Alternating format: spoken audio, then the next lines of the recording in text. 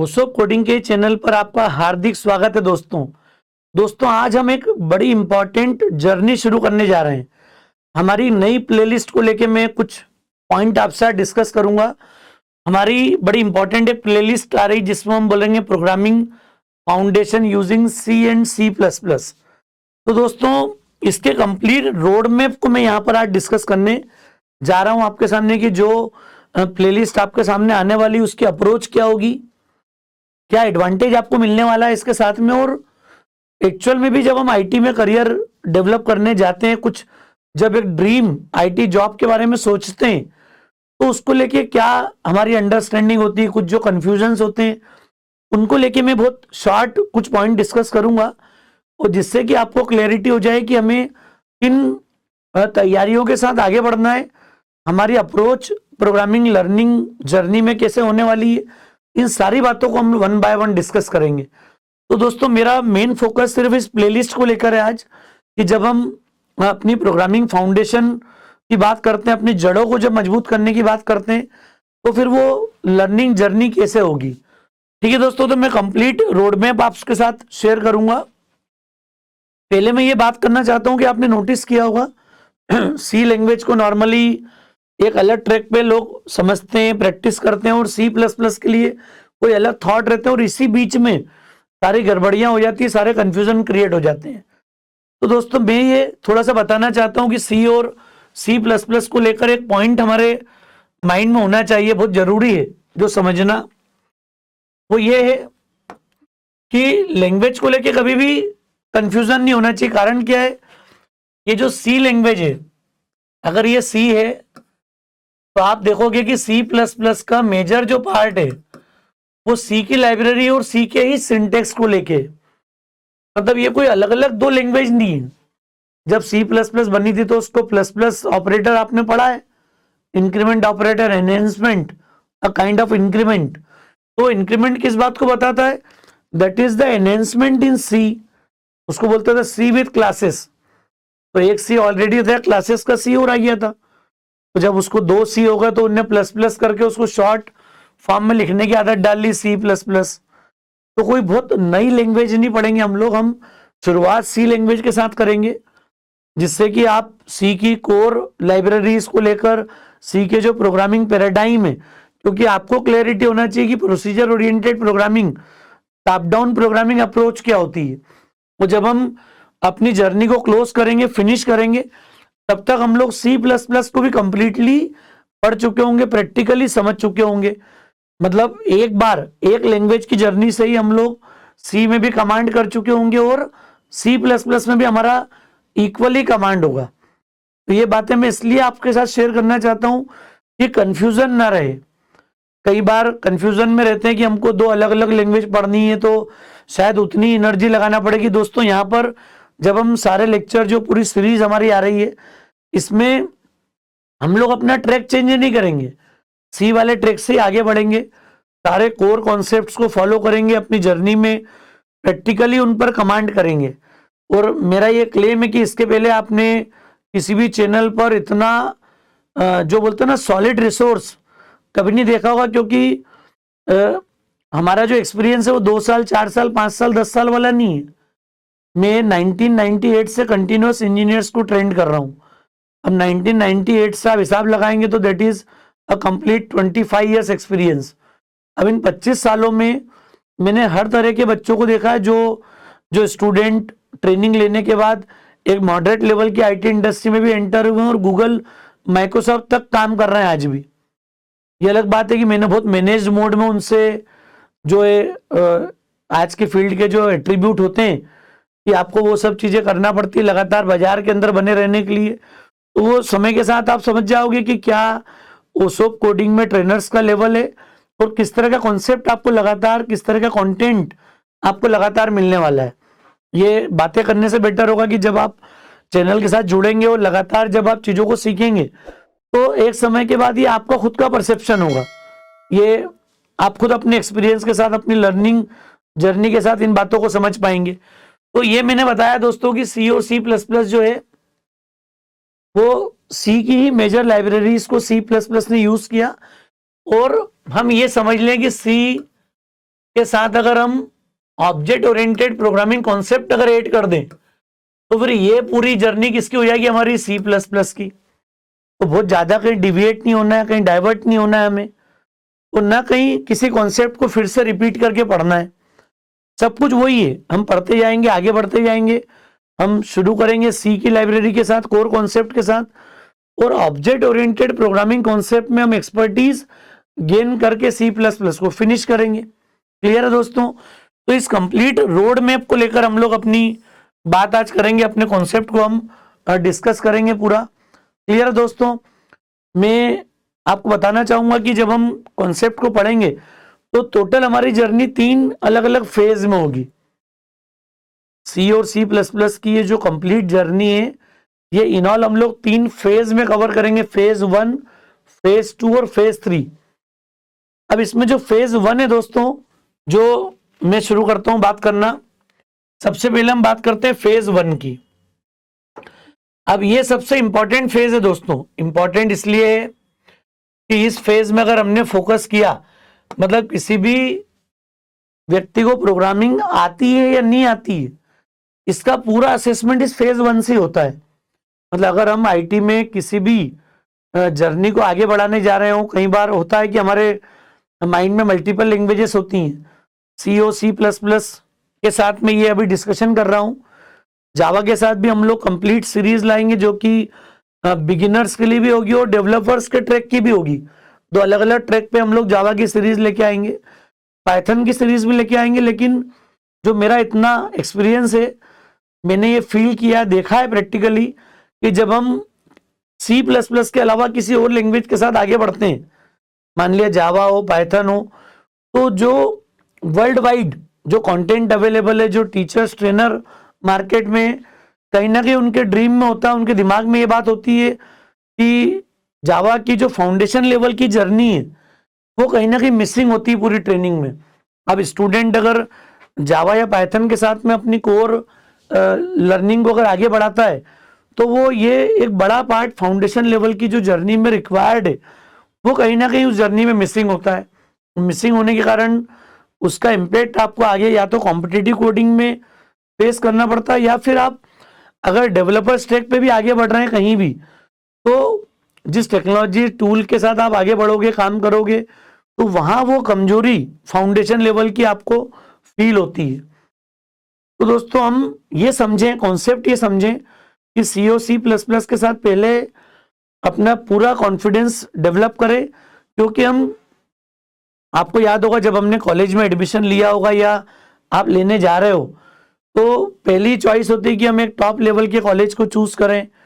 हो सकता है आप आईआईटीज में हो, एनआईटीज में हो, या फिर टॉप लेवल के इंस्टीट्यूट में हो, आप वीआईटीज में हो, या बिट्स पिलानी में हो, सिम्बायोसिस में हो, नरसिंह मुंजी में हो, जो भी टॉप लेवल की जितनी यूनिवर्सिटीज हैं, वो सब आपके सामने नाम है उनके, उनमें कहीं काम कर रहे हो, या फिर टीयर 2 टीयर 3 कॉलेज के किसी इंजीनियरिंग कॉलेज में हो सकता है आप नॉन आईटी किसी ब्रांच में हो सकता है आप कॉमर्स में, मैनेजमेंट में हो। तो दोस्तों ये जो सीरीज है ये सभी के लिए इसलिए कि अगर हमने प्रोग्रामिंग फाउंडेशन स्ट्रांग डेवलप कर ली, तो फिर हम कॉम्पिटिटिव कोडिंग के लिए भी अपने आप को रेडी कर पाएंगे। या फिर जिनको लगता है कि मैं उतना फिट नहीं हूं कॉम्पिटिटिव कोडिंग के लिए, मैं अपने असेसमेंट को जब देखता हूं कोई as a engineer, as a person, क्योंकि क्या होता है कि हम दुनिया को तो वो दिखाते हैं जो दिखाना है, और जो हम लोग होते हैं रियलिटी में वो एक अलग कहानी होती है जो स्वयं आप समझते हो। क्योंकि मैं क्या हूं ये मैं जानता हूं, क्या मुझे दिखाना है वो दुनिया अलग है। ऐसा हर व्यक्ति के जीवन में होगा कि आप जब एज ए इंजीनियर अपने आप को तैयार कर रहे होंगे, तो आपकी रियलिटी आपके सामने है। आप अपने आप का एक्सरे करोगे, आपको पता लग जाएगा कि मैं क्या हूं। लेकिन मुझे दिखाना है क्या? क्योंकि मुझे तो क्लासमेट्स को दिखाना है, रिश्तेदारों को दिखाना है, दोस्तों को दिखाना है, या जो भी समाज में, क्लियर, अपने शहर में, जहां भी आप जो चाहते हो उस मोड में आप चीजों को दिखाना चाहते हो। तो दोस्तों दिखावा करने से बेटर होगा कि हम लोग अपना एक्चुअल असेसमेंट करें कि हम लोग कॉम्पिटिटिव कोडिंग के लिए कितना फिट है। जो मेरा एक अनुमान है मोटा मोटा, जो मैं समझते आ रहा हूं पिछले 25 सालों में, 20% जो स्टूडेंट है, जो भी अक्रॉस इंडिया, अक्रॉस वर्ल्ड जब हम असेसमेंट करेंगे तो 20% जो स्टूडेंट हैं वो मुझे लगता है 20 से 30% तक के ब्रैकेट को आप मान सकते हो, अगर थोड़ा सा उसको लिबरल करने की एफर्ट्स के बाद भी, और 10% का मॉब यहाँ पर आ जाए तो 30% तक बच्चे ऐसे होंगे जिनको हम मान सकते हैं कि वो कॉम्पिटिटिव कोडिंग के लिए अपने आप को फिट मानते हैं, या जब वो अपनी तैयारी करेंगे तो वो उस कॉन्फिडेंस के साथ वैसा आउटपुट डिलीवर कर पाएंगे। और वो जो ड्रीम आईटी एमएनसीज है, मैंग कंपनीज हैं क्लियर, या टॉप लेवल की जो प्रोडक्ट बेस्ड यूनिकॉर्न कंपनीज हैं, वहां जाके अपने आप को सिलेक्ट कर पाएंगे, वहां जाके क्रैक कर पाएंगे उनके इंटरव्यूज को। लेकिन जो रिमेनिंग 70% जो क्राउड है दोस्तों, ये बड़ा क्राउड है। और ऐसा नहीं कि उन 70% स्टूडेंट को अपने आप में कोई हताशा होना चाहिए, निराशा होना चाहिए कि नहीं, क्योंकि मेरा जो एक्सपीरियंस है, मेरे साथ जिनका एकेडमिक लो था वो आज यूएस में है, क्लियर, अब्रॉड, बड़े अलग अलग कंट्रीज में काम कर रहे हैं। तो मार्कशीट की या फर्स्ट लेवल पे जब आप किसी कंपनी को क्रैक करते हो सब कुछ वही है, ऐसा भी नहीं है। हम लोग टीयर 2 टीयर 3 कॉलेज से भी अगर कहीं किसी कंपनी में सिलेक्ट होते हैं, शायद कोई सर्विस बेस्ड कंपनी में भी अगर आप सिलेक्ट हो जाते हैं, तो भी हम लोग अगले 6-8 महीने, साल भर के एफर्ट्स के बाद हम लोग उन ड्रीम आईटी एमएनसीज को क्रैक कर पाएंगे, जिनको आप आज समझते हो कि आज मैं शायद उस 30% वाले पैरामीटर में नहीं हूं, लेकिन आप जब सर्विस बेस्ड कंपनी में भी एंटर होंगे और थोड़ा सा अगर आपके अंदर वो सिंसेरिटी, वो गंभीरता आपके पर्सनैलिटी में आ चुकी है, तो शायद हम लोग जॉब की जर्नी शुरू करते समय अगले 1 साल बाद फिर उन कंपनीज को क्रैक कर पाएंगे।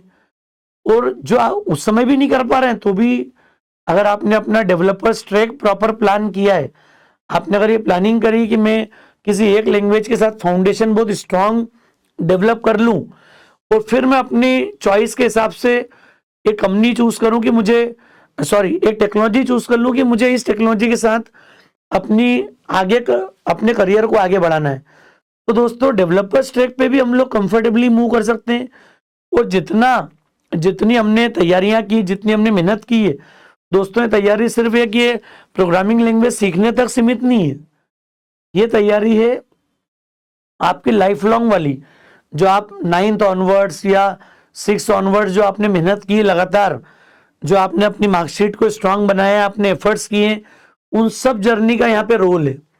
मैं सिर्फ आज सपने बेचूं या आज बता दूं कि सिर्फ मैं कोई 1-2 लैंग्वेज आपको सिखा दूंगा या एक्सपर्टीज डेवलप कर दूंगा तो आपके जीवन में कोई क्रांतिकारी परिवर्तन आ जाएगा। दोस्तों, लैंग्वेज सिखाने वाले व्यक्ति की अपनी बाउंड्रीज है। मे बी इतने 25 ईयर्स के मेरे एक्सपीरियंस में मैं ये किसी को नहीं बोलता हूँ, जब पर्सनली मुझसे बच्चे आके बात करते हैं, पेरेंट्स के साथ आके मिलते हैं, मैंने कभी नहीं बोला उनको कि सारा चमत्कार मैं ही करूंगा। मैं उन्हें बताता हूँ कि जो इसने अपनी 12th तक के एफर्ट्स में जो मेहनत की है, IITs की प्रिपरेशन की है, NITs की प्रिपरेशन की है, या किसी टॉप दूसरे किसी कॉलेज के लिए अपने आप को झोंका है, तैयारियां करी है, वो मेहनत इनकी बेकार नहीं आएगी। मेन ताकत इनकी वही है, प्रोग्रामिंग लैंग्वेज एक लेवल तक आपको सपोर्ट करेगी, उसके बाद आपकी जो कोर स्ट्रेंथ है, जो आपकी पर्सनैलिटी में जिसको आप मेहनत करके आए हो, अगर आपका मैथमेटिक्स बहुत स्ट्रांग है, कम्युनिकेशन में भी आपने बहुत अच्छे से मेहनत की है, अच्छे स्कूल के बैकग्राउंड के साथ आप आगे बढ़े, शुरू से इंग्लिश मीडियम के साथ आप पढ़ते हुए आ रहे हैं, तो किसी भी वो स्टूडेंट को जो रूरल एरिया से आके अपने मैथमेटिक्स के दम पे और अपनी स्टडी के दम पे शहरों में आके टॉप कॉलेजेस में एडमिशन लेता है, उसके लिए भी उतनी संभावना है। कोई स्टूडेंट ऐसा नहीं कि जो ये समझे कि मेरी संभावनाएं कम है, सिर्फ आपको असेसमेंट करना है। हम कोशिश करूंगा मैं एक बार कि एक सेपरेट लेक्चर में उस बात का बनाऊंगा कि उसके असेसमेंट पैरामीटर से आप अपनी स्टडी कर लोगे और आप समझ जाओगे कि मैं अल्टीमेटली मेरे लिए क्या सही है और मैं कहाँ अल्टीमेटली एंटर होऊंगा। मैं इसको डिजाइन कर दूंगा, एक छोटा सा कोड लिख दूंगा इसके लिए किसी दिन, और आप उसको इनपुट देते जाओगे और वो आपको बताते जाएगा कि हाँ मेरे लिए आइडियली ये वाला रास्ता प्रॉपर है। और 90% लोग उस रिजल्ट के फॉर्मेट के अंदर निकलेंगे, ये मेरा एक्सपीरियंस है। तो ये हम लोग एक सेपरेट अलग सेशन में इस पे बात करेंगे। आज मैं जो कॉन्फिडेंस आपको देना चाहता हूँ इसी बात का है कि हम चाहे कॉम्पिटिटिव कोडिंग वाले ट्रैक पे आगे बढ़ रहे हूँ, और डीएसए को लेके आपको एक डिटेल प्लान आपके दिमाग में, तो भी किसी एक लैंग्वेज में फाउंडेशन लेवल पर स्ट्रांग नॉलेज होना जरूरी है। आप अगर डेवलपर्स ट्रैक पे जाना चाहते हैं, उन 70% लोगों में जिनको ऐसा लगता है कि शायद मैं उस कॉम्पिटिटिव कोडिंग या उस लेवल के डेटा स्ट्रक्चर्स एंड एल्गोरिथम को शायद मैं उतना कमांड नहीं कर पाऊंगा, या उन कंपनीज का जो असेसमेंट क्राइटेरिया है शायद मैं अपने आप को उस 30% में फिट नहीं मानता हूं, तो भी दोस्तों चिंता नहीं करना है। 70% वो जो लोग जिनके ड्रीम में है कि मुझे कहीं ना कहीं अपने आप को आईटी फील्ड में एस्टेब्लिश करना है, तो भी मैं उसके लिए आपको ट्रैक बताऊंगा पूरा। उस ट्रैक को हम लोग डिस्कस करेंगे कैसे बड़ी आसानी से हम लोग अपनी ड्रीम जर्नी, जो भी आपके ड्रीम में है, उसको कैसे फुलफिल कर सकते हैं, कैसे उसको क्रैक कर पाएंगे, और कैसे एक फुल हैप्पीनेस के साथ अपने आईटी करियर को आप एस्टेब्लिश कर पाओगे। सब कुछ हम लोग समय समय पे, वैसे लेक्चर्स भी इस ओसो कोडिंग के चैनल पर आपके साथ में आएंगे, उस लेवल के एक्सपर्ट्स भी आपके सामने आएंगे, आपके बीच आएंगे, और वो सारे जो पेनिंग पॉइंट्स हैं, जो टॉप आईटी एमएनसीज को क्रैक करने वाले स्टूडेंट्स को क्या हर्डल आती है, और एक डेवलपर्स ट्रैक पे जब बच्चा आगे बढ़ता है तो उसको क्या प्रॉब्लम आती है, सब कुछ हम लोग डिटेल्ड मोड में कवर करेंगे। ठीक है दोस्तों, तो मैं ये बताना चाह रहा हूं इन ऑल कंसोलिडेट फॉर्म में कि हमारा रास्ता कोई भी हो, अब मैं पूरे 100% लोगों के लिए बात कर रहा हूं, चाहे आप टेक बैकग्राउंड के हो, नॉन टेक बैकग्राउंड के हो, फिर कोई भी कॉमर्स के हो, मैनेजमेंट के हो, आईआईटीज के हो, या टीयर 2 टीयर 3 कॉलेज के हो। पहली जो सबसे जरूरी बात है, किसी एक प्रोग्रामिंग लैंग्वेज में इन डेप्थ कमांड करना। अब ये जो इन डेप्थ कमांड करने वाली बात है ना दोस्तों, इसी में हम गलतियां करते हैं, क्योंकि शुरुआत है, थोड़ा सा हमारा जो एटीट्यूड होता है कैजुअल होता है। हम जब कोई पहली लैंग्वेज सीखने जाते हैं तो थोड़ा सा इनफॉर्मल होते हैं, और थोड़ा सा मतलब फोकस की कमी होती है, जो मैंने फील किया है। जब हम किसी लैंग्वेज में आगे बढ़ते हैं ना, तो मुझे पता है स्टूडेंट कहाँ कहाँ पर जल्दी करता है, और वो जल्दी इतनी ज्यादा भारी पड़ती है दोस्तों कि आज अगर हमने 20% टाइम बचाया, तो ये समझ लो कि वो 300% टाइम बढ़ जाता है व्यक्ति का। मतलब जहां मैं आज थोड़ा सा एक्स्ट्रा फोकस करूं, बताऊंगा अपनी जर्नी में कि दोस्तों कहां कहां पर मुझे बहुत ज्यादा ध्यान देना है, या मैं एक सेपरेट लेक्चर, जैसे आज सीरीज शुरू करने से पहले मैं आपसे बात कर रहा हूं, वैसा ही मैं एक अलग से लेक्चर लूंगा हर उस इंपॉर्टेंट टर्न पे, जहां पर बच्चा अगर टर्न ले लेता है और वो जो जरूरी फोकस है अगर वो मिसिंग है, तो उसका खामियाजा, उसका जो भुगतान है, वो हमको कहां कहां जाके करना पड़ता है। तो दोस्तों इसी में सिर्फ एक छोटी सी बात जरूरी होती है कि जो भी फाउंडेशन लेवल पे जो टॉपिक्स आते हैं उनको हम लोग बहुत समय देके प्रॉपर तरीके से समझें। एक लैंग्वेज में जो कॉन्सेप्ट आप डेवलप करोगे वही कॉन्सेप्ट आपके जावा में चलेंगे। मतलब आज C++ के जो टॉपिक अभी फेज 1 में लिखे हैं, यही टॉपिक जावा में भी आएंगे, पाइथन में भी होंगे, C# में होंगे, जावा स्क्रिप्ट में होंगे, हर लैंग्वेज में ये टॉपिक मिलेंगे आपको। बट डिपेंड करता है कि वो लैंग्वेज कितना बेसिक्स कवर करती है, कितना फाउंडेशन का पार्ट कवर करती है। हमें लैंग्वेज के सिंटेक्स ही नहीं सीखना है। मैं बात कर रहा हूं इस सीरीज की, इस प्लेलिस्ट की, जहां पर हम सिंटेक्स के साथ प्रॉब्लम सॉल्विंग स्किल भी डेवलप करेंगे, प्रोग्रामिंग स्किल भी डेवलप करेंगे। अब प्रोग्रामिंग स्किल डेवलप करना मतलब हमारे पूरी प्लेलिस्ट जब आगे आप देखोगे तो आपको मिलेगा कि फ्लो चार्ट के साथ हम लोग सब कुछ करेंगे। छोटे छोटे प्रोग्राम जब बनाना शुरू करेंगे ना, 2 नंबर को ऐड करने से शुरू करेंगे, तो आपको दिखेगा कि सिंपल फार्मूला बेस्ड प्रोग्राम के लिए भी फ्लो चार्ट्स बने हुए मिलेंगे आपको सीरीज में। जब हम कंडीशन डिसीजन मेकिंग की तरफ आगे बढ़ेंगे तो फ्लो चार्ट के साथ हम लोग आगे बढ़ेंगे। जब लूप्स, इटरेशन या रिपीटिशन की बात करेंगे हम, तो भी हम लोग फ्लो चार्ट के साथ प्रैक्टिस डेवलप करेंगे। इतना यूनिक तरीके से हमने करिकुलम को डिजाइन किया है कि जब आप स्टेप बाय स्टेप इस करिकुलम के साथ जुड़ेंगे तो आपको प्रोग्रामिंग सीखने से, एक्सपर्टीज गेन करने से कोई रोक नहीं पाएगा। ये मैं क्लेम करता हूं।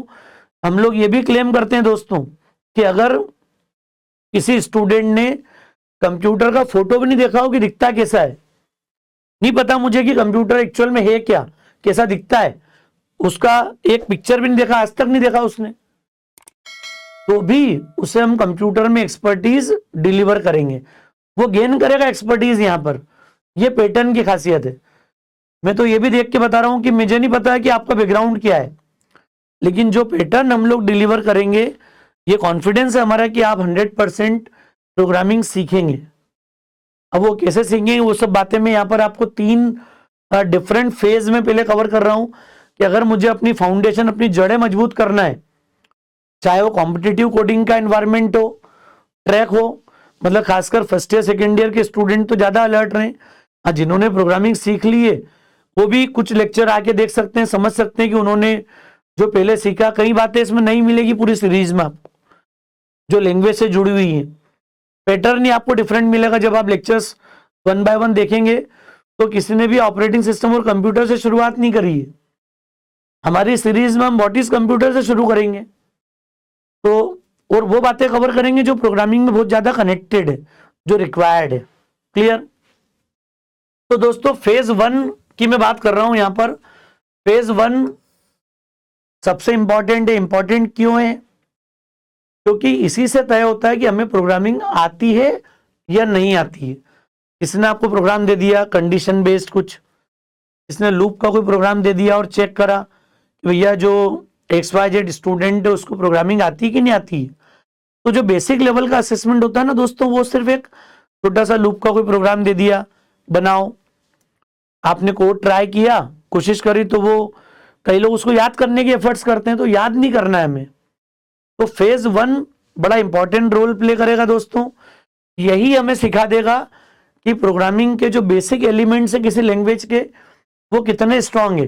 खासकर हमने जो सीरीज में कवर किया है या जो करने जा रहे हैं, वो इस तरीके से कवर करेंगे कि ये लैंग्वेज इंडिपेंडेंट जर्नी होगी।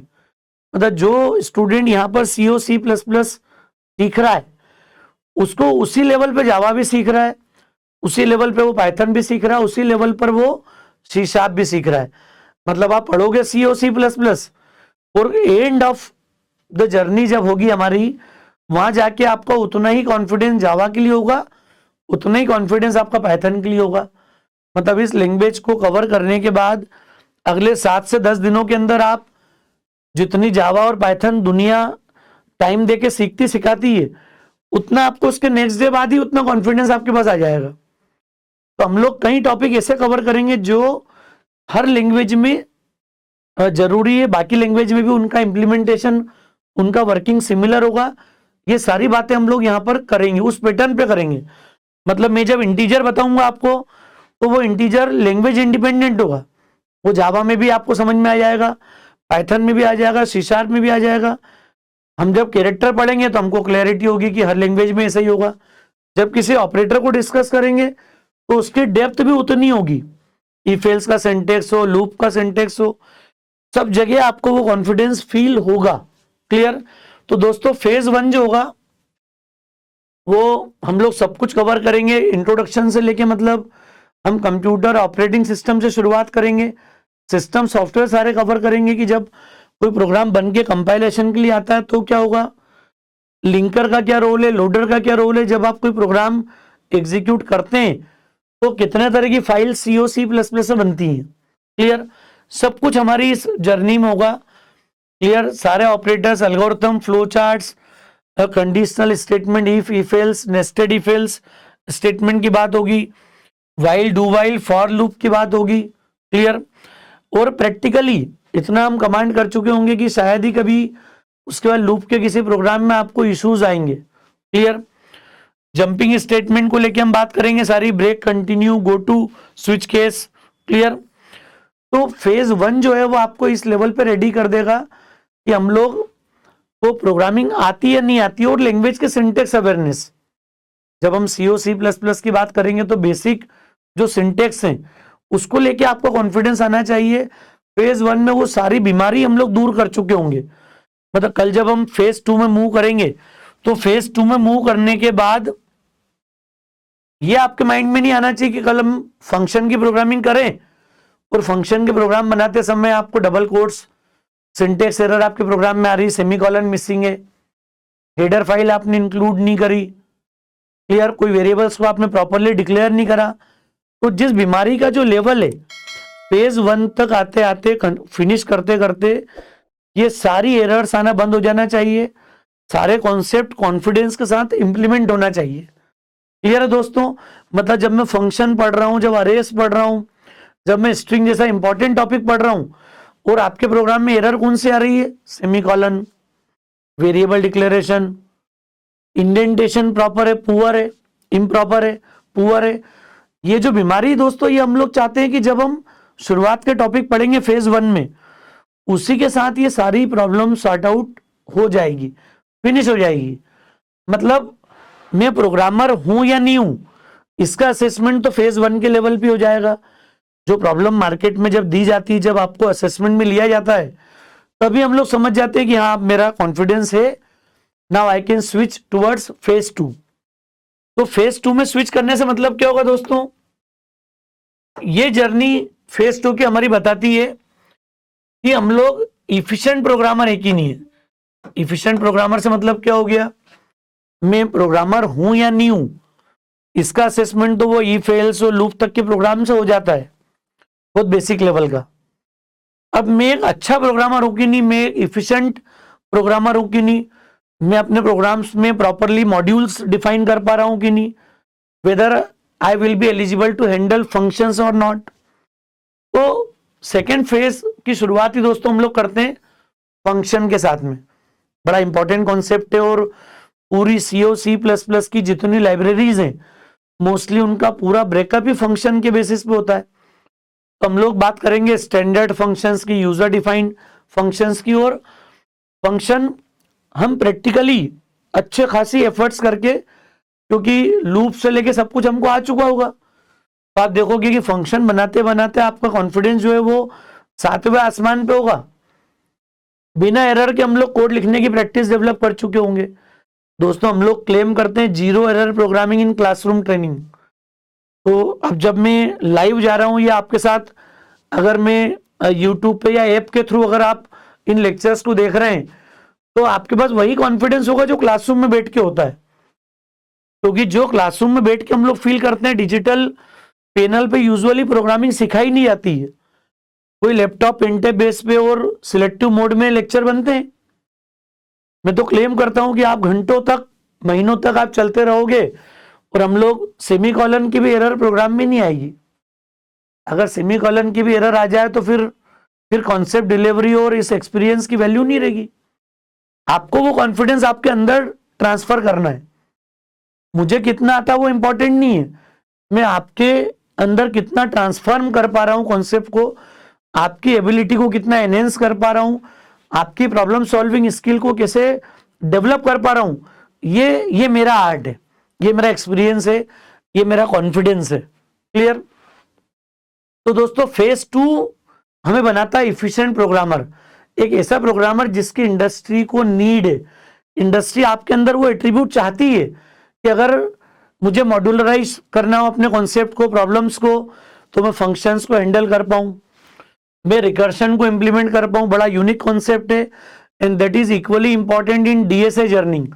डेटा स्ट्रक्चर्स एंड एल्गोरिथम में जो बातें आपको रिक्वायर्ड होती है डीएसए की पूरी जर्नी में, पूरी कॉम्पिटिटिव कोडिंग में, तो दोस्तों ये जो फेज 2 है ना, इसमें मैक्सिमम टॉपिक आपको कहीं ना कहीं डीएसए में सपोर्ट देंगे।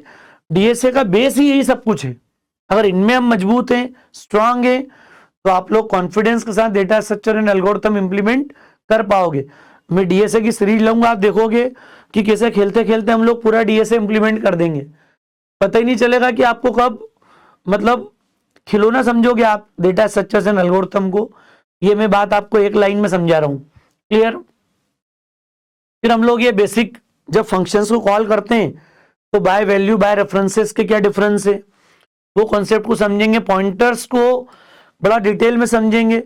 ये भी वर्ल्ड वाइड जब हम बात करते हैं कि सी के बजाय कुछ लोग C++ में बात करते हैं, पॉइंटर्स के बजाय रेफरेंसेस में काम करने की बात होती है। और जावा, पाइथन या बाकी किसी लैंग्वेज में हम जाते हैं तो पॉइंटर की जगह पे हम लोग प्योर रेफरेंसेस में काम करते हैं।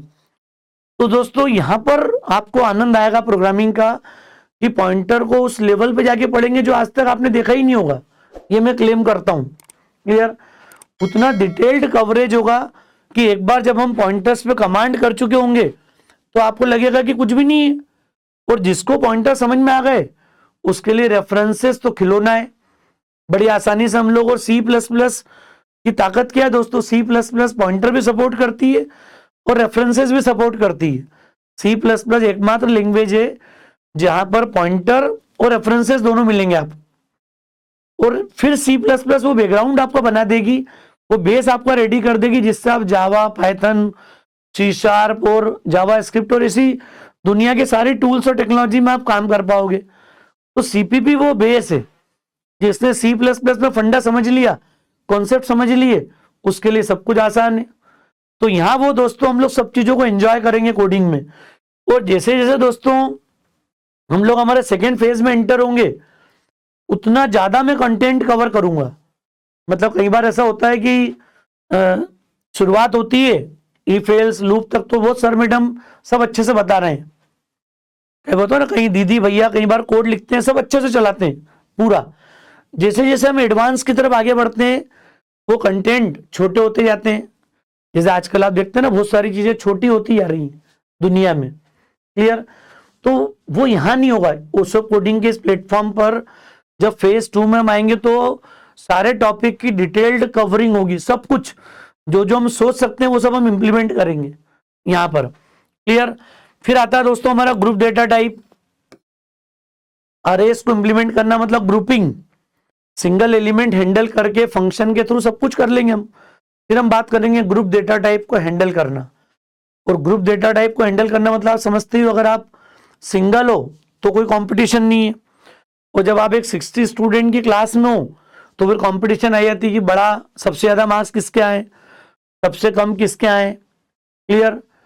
हाइट के बेसिस पे हम कुछ कंपैरिजन कर सकते हैं। तो दोस्तों जैसे ही ग्रुपिंग की बात आती है तो कई तरह की प्रॉब्लम्स ऑटोमेटिकली जनरेट होती हैं।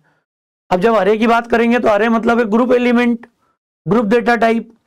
तो फिर इस अरे का स्मॉलेस्ट कौन है, लार्जेस्ट एलिमेंट कौन है, इसको असेंडिंग डिसेंडिंग ऑर्डर में अरेंज करो इनके मार्क्स के बेसिस पे, स्टूडेंट को सर्च करो किसी स्टूडेंट को, क्लियर, कि भोपाल में रहने वाले 4 स्टूडेंट कौन से निकाल के लाओ, क्लियर। तो जैसे ही हम ग्रुप डेटा टाइप की बात करते हैं दोस्तों तो प्रॉब्लम्स ऑटोमेटिकली ऐड होगी। अरे जब तक आप अकेले हो दुनिया में कोई समस्या नहीं है, जैसे 1 के 2 हुए, आपको अनुभव सुनोगे, आप लोगों से पूछना 1 से 2 होने के बाद की समस्याएं क्या होती हैं, फिर 2 से 4 उसकी समस्याएं क्या होती हैं, और फिर हम 60 क्लास में जब पढ़ते हैं तो फिर कितने लेवल की प्रॉब्लम्स क्रिएट होती है, किस तरह की कंपटीशन वहां पर जनरेट होती है। तो दोस्तों जहां भी ग्रुपिंग दुनिया में होगी, जहां डेटा कलेक्शन होगा, ग्रुप्स होंगे, वहां पर वहीं तो फिर ये एल्गोरिथम्स की बात आती है।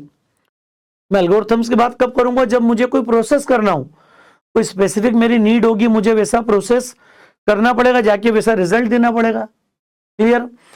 तो अरे को हम लोग फिर समझेंगे कि फंक्शन में वो कैसे पास होता है, फंक्शन आपके अरे को कैसे हैंडल करेगा, पॉइंटर्स को आप अरे के साथ में कैसे डील करोगे, क्लियर।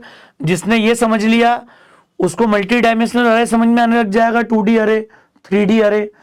और दोस्तों ये वो कंसेप्ट है जो डीएसए और कॉम्पिटिटिव कोडिंग की कई प्रॉब्लम्स में लगातार यूज होंगे। और अगर फंडामेंटल आपका क्लियर है तो आपको तुरंत रिकॉल हो जाएगा कि नहीं हमने पढ़ा है, हम समझा हुआ है, आसानी से हम सब कुछ इंप्लीमेंट कर देंगे, क्लियर। फिर एक बड़ा इंपॉर्टेंट डेटा टाइप आता है स्ट्रिंग।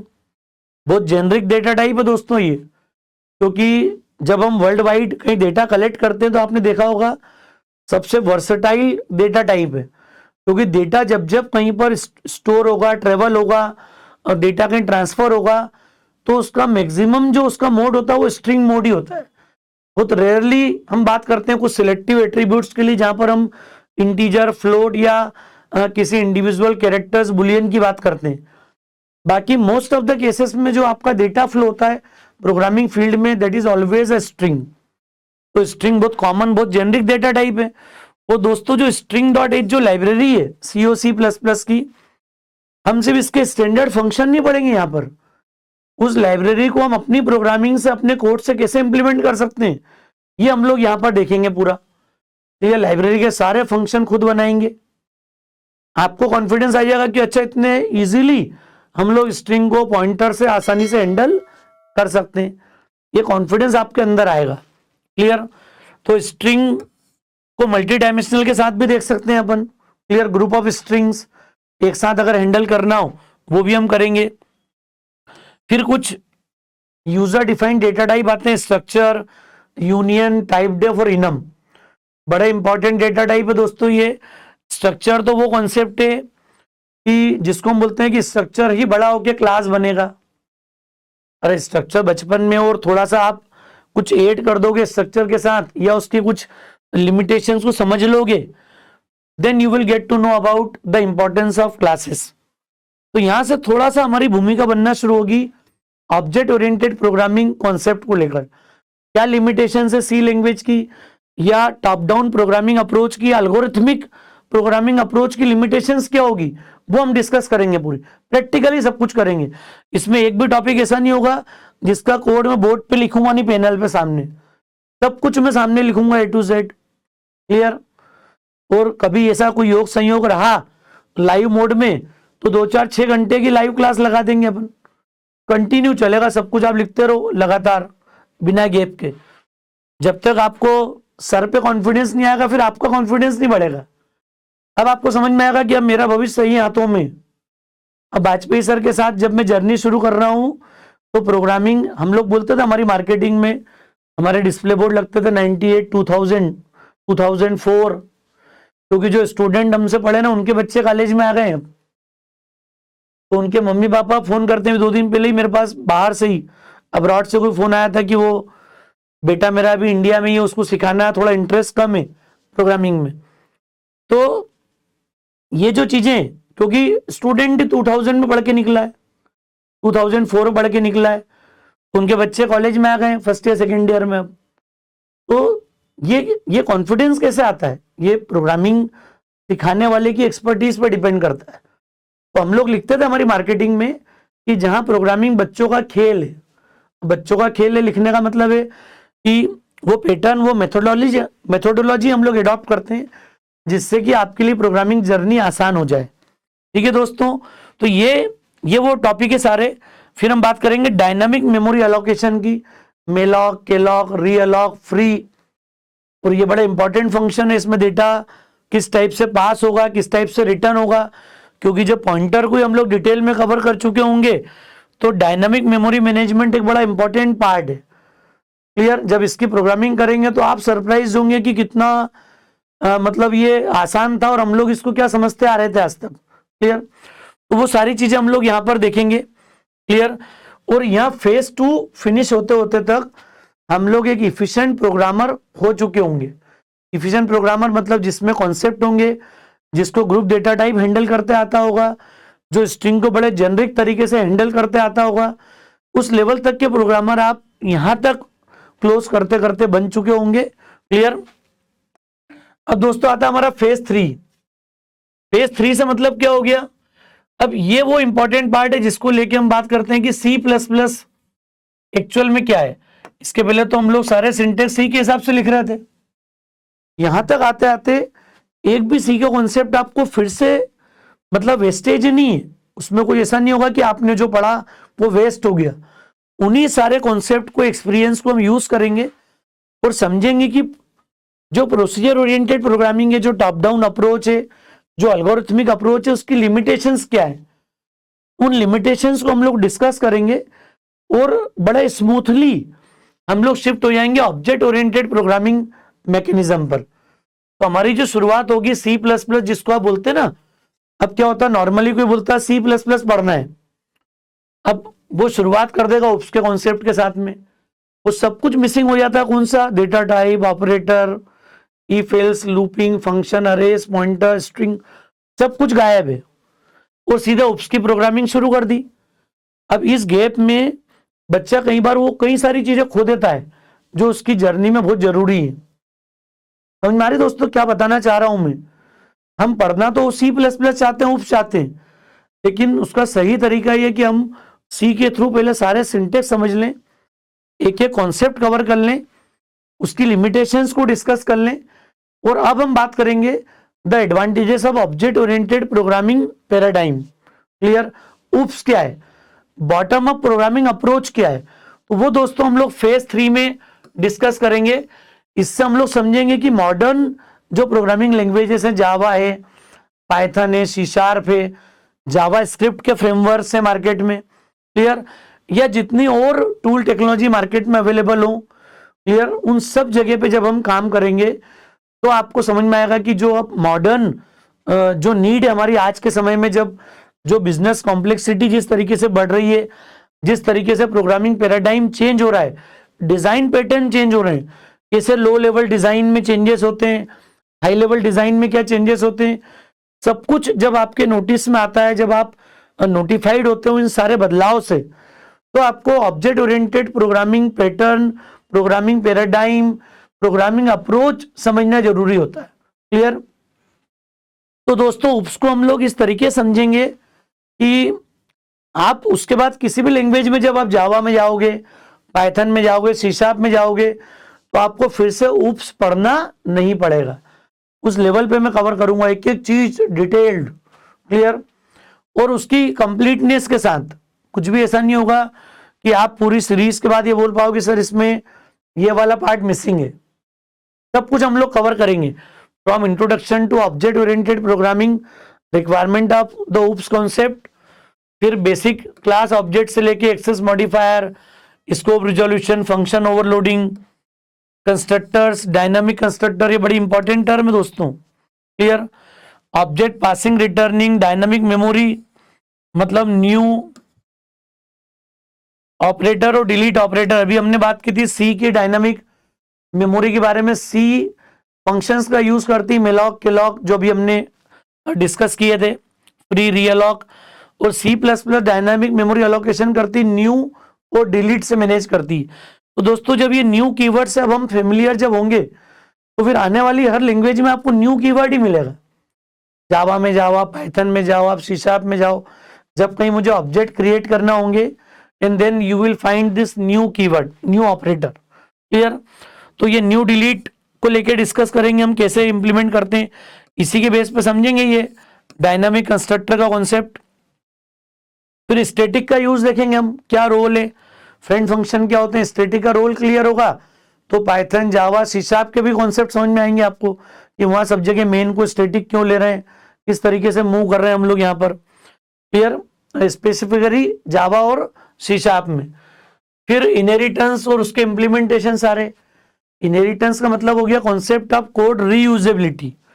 तो जब रीयूजेबिलिटी की बात आएगी तब हम इनहेरिटेंस को इंप्लीमेंट करेंगे, क्लियर, कैसे डेटा शेयर्ड होता है, क्लियर, क्योंकि बड़ा कंफ्यूजन है इन सब के इंप्लीमेंटेशन में। कई बार मैंने कई वेबसाइट्स पे जाके कंटेंट देखा, कई रिनोन्ड ब्रांड के साथ में उन्होंने जब उसके प्रैक्टिकल्स किए हैं तो क्लास ए बी और कोई सेंटेंस लिख दिया और काम खत्म।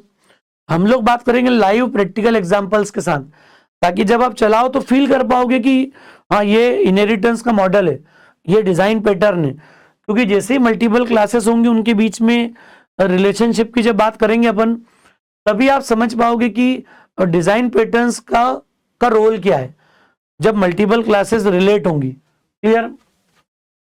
वर्चुअल फंक्शन, पॉलीमॉर्फिज्म बड़े इंपॉर्टेंट कॉन्सेप्ट्स हैं। डायमंड प्रॉब्लम, ये सब कुछ वैसा है जो हमें आगे जाके नीड होगी। दोस्तों हम लोग पूरा इंप्लीमेंट करेंगे आईओ स्ट्रीम और फाइल हैंडलिंग। फाइल हैंडलिंग हमने सी के बजाय सी प्लस प्लस की पढ़ेंगे, जिससे कि आप आगे जाके जावा की, पाइथन की, सी शार्प की हर लैंग्वेज में अगर ऑब्जेक्ट ओरिएंटेड पैटर्न पे या स्ट्रीम बेस अगर आईओ इंप्लीमेंट हो रहा है तो आप कंफर्टेबली कर पाओ। ये पूरा बेस हम लोग सी प्लस प्लस से रेडी कर लेंगे। एक्सेप्शन हैंडलिंग मॉडल को समझेंगे। और लास्ट सबसे important topic STL, standard template library. तो जो लोग कॉम्पिटिटिव कोडिंग की तैयारी कर रहे होंगे उनके लिए ये जो एसटीएल है, ये दोस्तों एक तरीके से इसके लिए अमृत है। मतलब एसटीएल पर अगर कमांड कर लिया हमने, प्रैक्टिस कर ली, तो फिर हम किसी और लैंग्वेज में जावा से अगर कॉम्पिटिटिव कोडिंग की तैयारी कर रहे हैं, पाइथन के थ्रू आगे बढ़ रहे हैं, तो सबसे ज्यादा रिसोर्सिंग, सबसे ज्यादा कंफर्ट जो होगी वो इस एसटीएल की लाइब्रेरी में होगी। आपको कंप्लीटनेस मिलेगी। आप जब डीएसए की और कॉम्पिटिटिव कोडिंग की तैयारी करेंगे तो एसटीएल पे जो कमांड आपका होगा दोस्तों, तो आपके लिए वो जो जर्नी है वो बहुत ज्यादा आसान हो जाएगी और कॉम्पिटिटिव कोडिंग का कॉन्फिडेंस आपका 7वें आसमान पे होगा, क्लियर। तो हम लोग एसटीएल को प्रैक्टिकली कंप्लीट वे में इंप्लीमेंट करेंगे पूरी, जिससे कि आप बेस बना पाओ, समझ पाओ कि हमारी नीड क्या है, किस तरीके से हम लोग हमारी जो ड्रीम जर्नी उसको जो ड्रीम ऑब्जेक्टिव है, जो जिस कंपनी को आपको क्रैक करना है उसको वहां तक कैसे पहुंचेंगे। क्लियर। तो ये दोस्तों पूरी मैंने फेज वाइज आपके सामने जर्नी डिफाइन कर दी है कि कैसे क्लैरिटी हो कि हम लोग किस तरीके से पढ़ेंगे। फेज 1 में हम लोग ज्यादा टाइम देंगे, फेज 2 में थोड़ा कम, और फिर उसके साथ जो जो हमारी नीड है पूरा इंप्लीमेंटेशन हम लोग देखेंगे। थोड़ा सा दोस्तों हमारी प्लेलिस्ट में आपको समय ज्यादा लगेगा, अगर आप 10-20% समय एक्स्ट्रा देंगे तो फिर आपके आगे का जो 3 गुना टाइम लगता है किसी चीज को सीखने में वो नहीं लगेगा। एक बार इस चैनल पर इस सीरीज के साथ आप बने हुए हो और आपको चिंता नहीं करना है, जिसको बिल्कुल स्ट्रिक्ट है कि मुझे जावा के साथ आगे बढ़ना है, तो दोस्तों जावा में हमारी 2 सीरीज आएगी। एक जावा फॉर बिगिनर्स जो C++ के पैटर्न पे आगे बढ़ेगी पूरी। क्लियर। फ्लो चार्ट के साथ आप जावा के प्रोग्राम्स को बना पाओगे। पाइथन में भी हम लोग बिगिनर लेवल की सीरीज लेके आएंगे, और जावा में एडिशनल एक सीरीज होगी जो डेवलपर्स का ट्रैक होगा, जहां हम लोग मान के चलेंगे कि आपने C++ पढ़ा है, आपको प्रोग्रामिंग आती है, और अब हमें जावा में अपने करियर को डेवलप करना है, तो उसके भी तरीके हैं, उसको पता है कि किस तरीके से हमें जावा में डेवलपमेंट सिखाना है। क्लियर। तो दोस्तों समझ में आ रहा होगा आपको, कॉन्सेप्ट क्लियर होंगे।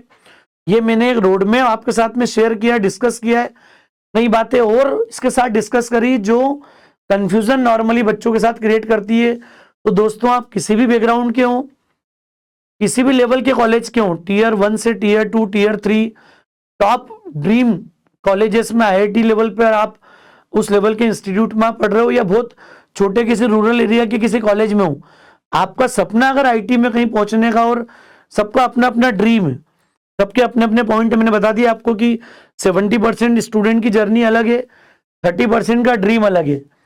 ये जो सीरीज है ये आप पूरे 100% स्टूडेंट के लिए पहले फाउंडेशन रेडी करेगी, बेस रेडी करेगी, और आपको उतना रेडी कर देंगे कि आप या तो कॉम्पिटिटिव क्रैक कर पाओ, वहां भी मैं साथ में रहूंगा, मैं कॉम्पिटिटिव कोडिंग की तैयारी करने वाले स्टूडेंट के साथ भी रहूंगा, क्योंकि वो सब सीरीज भी मैं लेके आऊंगा, खुद में ट्रेनिंग दूंगा, और जो डेवलपर ट्रैक पे जो स्टूडेंट जा रहे हैं उनके साथ भी एक लेवल तक मैं साथ होऊंगा उनकी पूरी जर्नी को सेट करने के लिए। क्लियर। बाद में अगर हम किसी टूल्स पे जा रहे हैं तो फिर टूल के एक्सपर्टीज में भगवान तो उन्हीं की सब जगह काम कर पाऊंगा। आपको पावर BI में करना है, टेस्टिंग ऑटोमेशन में करना है, आपको रिएक्ट JS में नोड में करना है। क्लियर। जो भी जिस रास्ते पे भी हम आगे बढ़ेंगे हम पहले समझेंगे। मैं आपको बताया था मैंने आपको कि मैं एक अलग से एक लेक्चर शूट करूंगा जिसमें हम बात करेंगे कि कैसे हम अपने आप को असेस कर पाएंगे कि मैं किन पैरामीटर्स पर फिट हूं। अगर उन सब पैरामीटर्स पर आप फिट होंगे तो आप इस 30% के हिसाब से अपनी तैयारी को फोकस करना, अदरवाइज आप इस 70% के ब्रैकेट में रह के भी आप इस रास्ते से भी जा सकते हो। तो वो हम सेपरेट पूरा एक सेपरेट प्लान डिस्कस करेंगे। आपको मुझे उम्मीद है कि रोड मैप क्लियर हुआ होगा, जिन्हें थोड़ा सा कॉन्फिडेंस आया हो, जर्नी को लेके थोड़ी सी क्लैरिटी आई हो, तो मेरा रिक्वेस्ट है कि आप अगर चैनल पे नए हैं तो प्लीज सब्सक्राइब कर लीजिएगा, फिर बेल आइकॉन प्रेस कर लें जिससे आप नोटिफाइड रहें हमारे सारे अपडेट्स को लेकर। और अपने फ्रेंड्स को भी आप बताइए, उनको जोड़िए। अगर उन्हें एक्चुअल लर्निंग डेवलप करना है तो सही तरीके सीखना है, मल्टीपल प्लेटफॉर्म्स पर अपना टाइम वेस्ट नहीं करना है, तो इसी एक प्लेटफॉर्म पर आपको आपकी पूरी नीड फुलफिल होगी, ये ऐसा हमें विश्वास है और ये कॉन्फिडेंस हम आपको दे सकते हैं। थैंक्स अ लॉट दोस्तों।